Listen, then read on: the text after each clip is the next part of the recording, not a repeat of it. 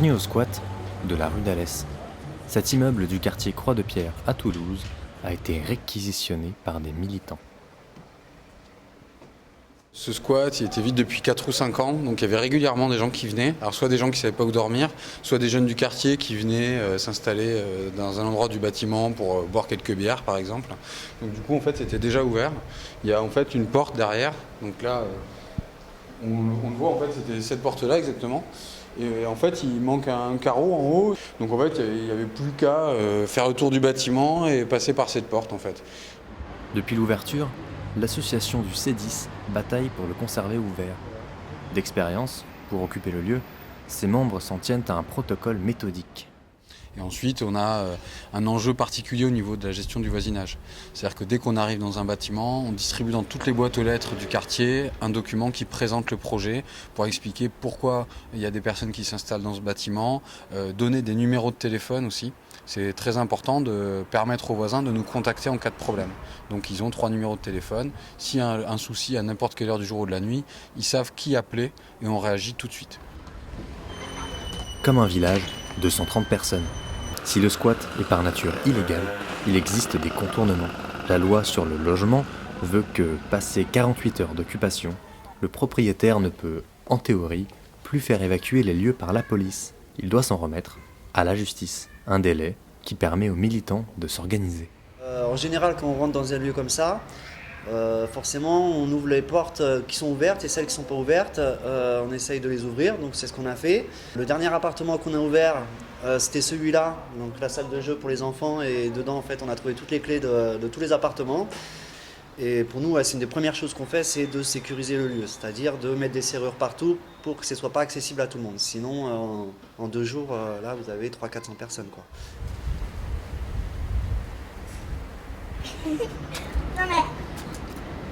En fait, on a choisi ce lieu parce que c'est un bâtiment qui appartient à l'État et que vu que c'est l'État qui est responsable de la question de l'hébergement et du logement, donc c'est l'État qui laisse des gens à la rue, donc ça me paraît être le plus logique, c'est de prendre un bâtiment qui appartient à l'État lui-même. Donc du coup, ça a été assez facile en fait de s'y installer et ensuite de revendiquer le fait que des personnes avaient élu domicile ici.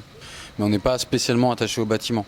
C'est vrai que tant que le bâtiment ne sert pas, on préfère y rester, mais en soi, l'important c'est pas le bâtiment, c'est plutôt les gens et les projets de vie. C'est vrai qu'on ne peut pas accueillir toutes les familles. Il faut déjà que les familles puissent adhérer au projet. C'est un projet qui est particulier, c'est pas un simple squat en tant que tel. Nous, on le différencie, on l'appelle la réquisition. Parce que les familles sont là faute de mieux. Elles n'ont pas fait le choix de vivre dans un lieu alternatif. Elles sont là parce que justement les pouvoirs officiels ne peuvent pas répondre à leurs demandes. Direction la Roseraie, en périphérie, où un squat d'une autre nature a ouvert ses portes en septembre. Le lieu est réquisitionné par un collectif autogéré, le CREA. Ici, plus de négociations. Leur logique, la confrontation avec les autorités. Impossible de montrer leur visage. L'officialisation se fait toujours avec des familles qui ont des papiers et des militants. On prend des après-midi, on fait du repérage. Et puis il y a des bâtiments qu'on voit depuis des mois et des mois qui sont fermés et il n'y a pas de travaux en cours ou alors qui sont vides, du coup on réquisitionne le bâtiment, quoi. Et puis après ça part en procédure, on officialise le bâtiment, la police vient.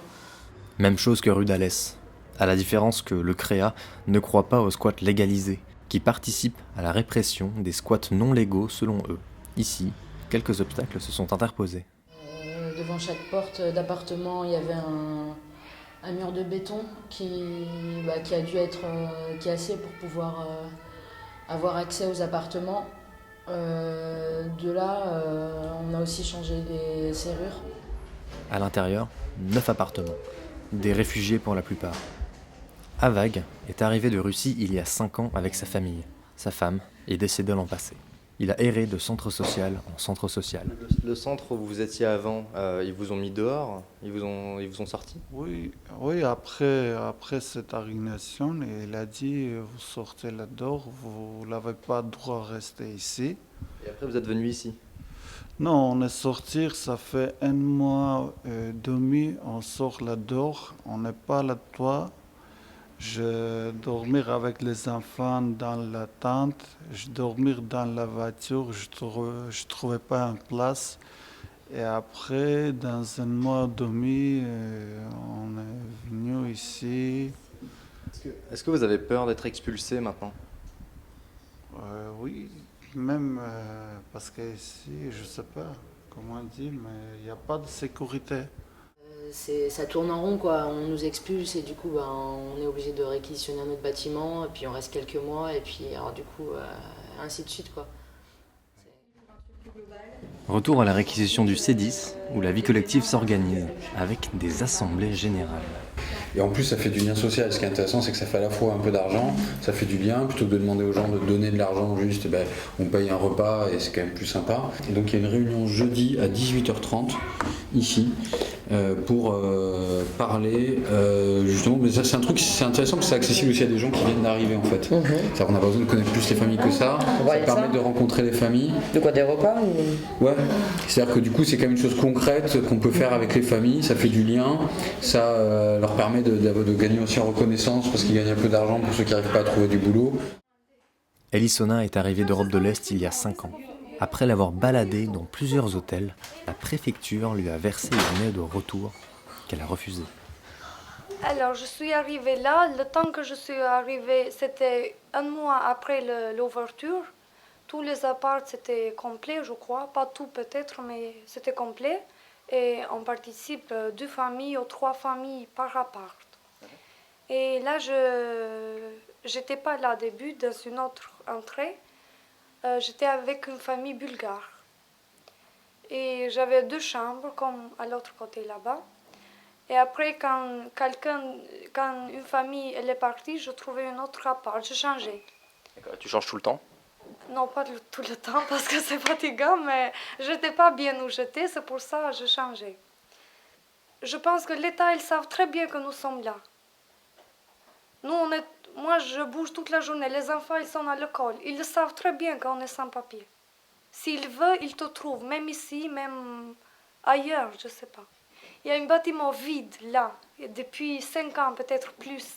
Ils le laissent vide et ils jettent les gens à la rue comme ils sont animaux. C'est pas... On va essayer au tribunal de mettre en avant ça, de mettre en avant le fait qu'il y ait des dizaines de bâtiments vides, qu'il y a des centaines de familles à la rue et qu'en 2015, c'est juste pas possible. Là, par exemple, sur la rue d'Alès, on a perdu au tribunal. Par contre, par la suite, ça a permis d'ouvrir des négociations avec les propriétaires et de pouvoir essayer de rester le plus longtemps possible sur le lieu.